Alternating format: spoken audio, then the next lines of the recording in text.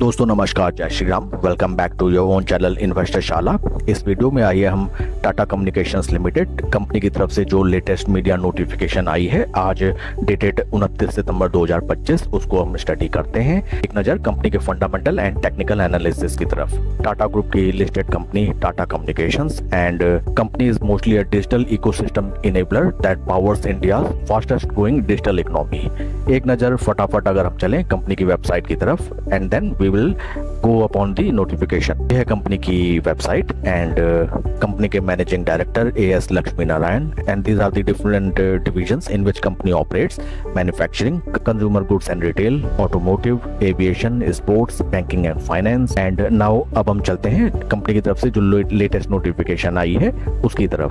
Subject matter is Tata Communications to power India's GST ecosystem with digital fabric of solutions। Tata Communications has been awarded a strategic project to deliver a comprehensive digital infrastructure spanning networks, fabric, IoT, cloud and security with unified management across domains for the goods and services tax appellate tribunal GSTAT benches established by the Ministry of Finance, Government of India। This multi-core prestigious win reinforces Tata Communications position as a trusted technology partner for mission critical national initiative। तो friends Tata communication के हाथ लगा है strategic project with regard to the creation of domain infrastructure for goods and services tax appellate tribunal GSTAT under the Ministry of Finance, Government of India।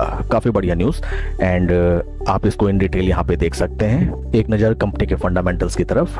Company का market cap है 46,049 crore, stock price is 1,613 पर share, stock P is 44.2 and ये है historical P stock का। देखिए right now stock बेहद आकर्षक valuation पे ट्रेड कर रहा है।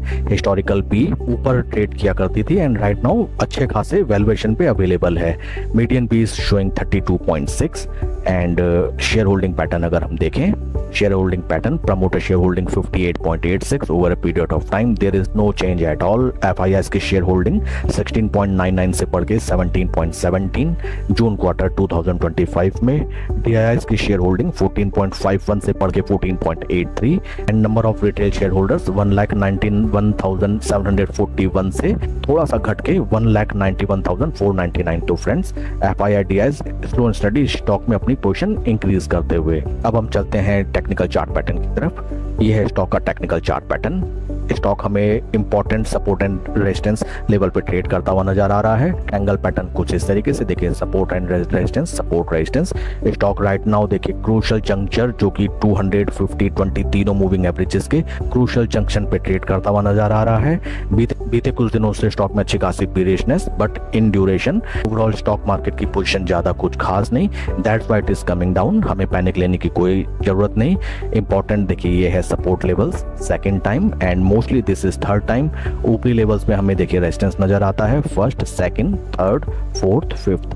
फ्रेंड्स यहाँ पे स्टॉक अगर देखिए कुछ दिन ऊपर नीचे स्पेंड होके ऊपर की तरफ जाता है एंड अपने इंपॉर्टेंट रेजिस्टेंस लेवल पे कुछ दिन स्पेंड करके ऊपर की तरफ अगर ये ट्रेड करने लगा, 200 डे मूविंग एवरेज के ऊपर ट्रेड करने लगा, 20 डे मूविंग एवरेज ऊपर, 50 डे मूविंग एवरेज नीचे की तरफ ट्रेड करते हुए, then definitely we will make good return from this stock. Tata group की दिग्गज कंपनी, बढ़िया पी वैल्यूएशन पे अवेलेबल, बट पोजीशन आपको स्लो एंड स्टडी बनानी है, इकट्ठा एक बार में पैसा ना डालें।